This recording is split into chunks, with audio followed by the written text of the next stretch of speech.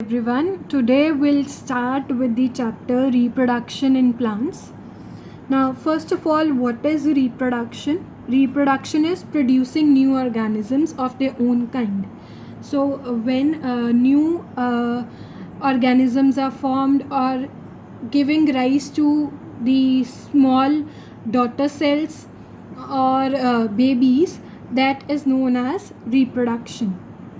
Now, reproduction in plants is of three types: asexual reproduction, sexual reproduction, and vegetative propagation. First of all, we'll discuss about the difference between sexual and asexual reproduction. What is the difference between them and how it takes place? Now, the difference between sexual and asexual reproduction is that the asexual reproduction involves single parent. Only one parent is involved, and that single parent will give rise to the daughter cells. So, from the single parent, new organisms are formed. Whereas in sexual reproduction, two parents are involved, male and female.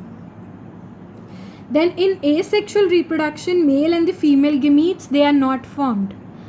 The sex cells, they are known as the gametes. So male and the female gametes are not formed in the asexual reproduction, whereas in sexual reproduction the male gametes and the female gametes are formed. Now, when the male gametes and the female gametes, this is your male gamete and this is your female gamete, when they fuse together, they give rise to zygote. Now, in asexual reproduction, that zygote formation is not taking place because the male and the female gametes are not formed. In sexual reproduction, zygote is formed. And in asexual reproduction, the new individuals which are formed, they are identical to the parent, because a single cell is giving rise to the new individuals. So they are identical to each other and they are identical to the parent. Whereas in sexual reproduction, new individuals are formed. They have characters of both parents, like male and the female, both the parents. So they have few characters from the mother, few characters from the father. Now, the asexual reproduction, there are various types which asexual reproduction takes place. Budding is there, fission is there, fragmentation, spore formation. Then in vegetative propagation is of two types, natural and artificial. Natural vegetative propagation will take place that the plants will be grown from the roots if you grow them by stems or adventitious buds. We will discuss them one by one in detail. And artificial propagation takes place by stem cutting, like you cut a stem and then you sow them in the soil and they regrow. Then layering, grafting, tissue culture, all these techniques will be discussed one by one. Now, what is asexual reproduction? Single organism divides and produces two or more individuals. And in asexual reproduction, the individuals are genetically identical to the parent cell. Means from a single cell, the daughter cells are being formed, and these daughter cells, they are genetically identical to the parent cell. And because they are genetically identical to the parent cell, they are known as clones. There is no difference between the parent and the daughter cells. Now, one question is, why the cells which arise by asexual reproduction, the new organisms which arise by asexual reproduction, they are known as daughter cells? I will answer this question in the next video. Till then, you can think about it, that why they are known as the daughter cells. Now, there are different types of asexual reproduction which takes place. The first is the binary fission. Here I am showing you the diagram of bacteria which is showing the binary fission. This is the parent cell. The genetic material which is present inside the bacteria, it will grow. Once it grows, a furrow formation will take place, this furrow formation, and the genetic material divides in two. Then this furrow formation will increase further and it will give rise to these two daughter cells. Division will take place and it will give rise to the daughter cells. Now binary fission happens that an individual divides into two daughter cells, and the binary fission can be seen in the bacteria, the unicellular algae and fungi.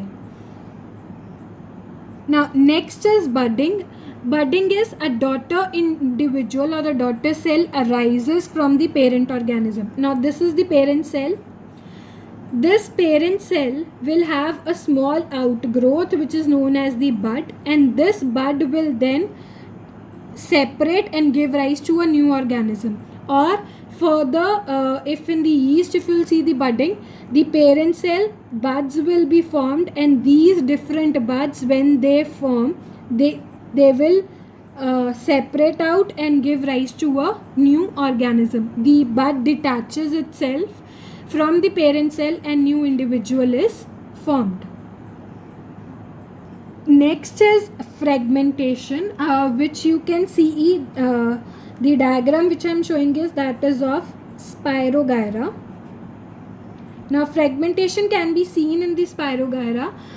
These filaments in the algae, these filaments which are present, they will break into two.